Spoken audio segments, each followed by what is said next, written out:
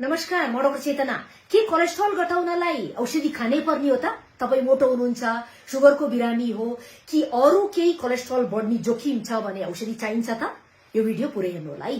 तपाई जीवनशैली परिवर्तन गर्नुहुन्न भने जतिसुकै औषधि खानुस्, कोलेस्ट्रल टीजी अलि महिना अलि दिन घटेको जस्तो हुन्छ, फेरि बढ्छ। औषधिको डोज बढाउँदै जानुपर्ने हुन्छ, 5 mg, 10 mg, 20 mg, 40 mg।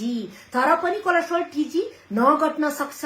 पहिला चाहिँ जीवनशैली परिवर्तन गर्नुस् है त। तपाई तौल घटाउनुस्, धेरै क्यालोरी युक्त खाना नखानुस्।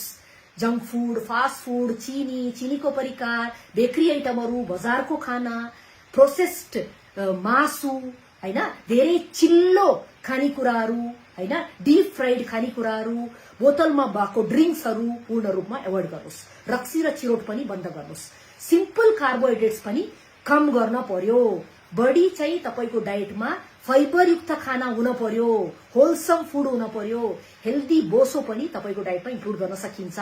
एटलिस्ट हप्तामा 5-6 दिन एक्सरसाइज गरेकै हुनुपर्छ। यो सबै कुराहरू तपाई फलो गर्नुहुन्छ भने बिना कोलेस्ट्रलको औषधि पनि तपाईले कोलेस्ट्रल टीजीलाई कन्ट्रोलमा, लेभलमा राख्न सक्नुहुन्छ। चाहे तपाई मोटोपन होस्, तपाईलाई सुगर होस् या अरू केही रिस्क फ्याक्टर होस् है।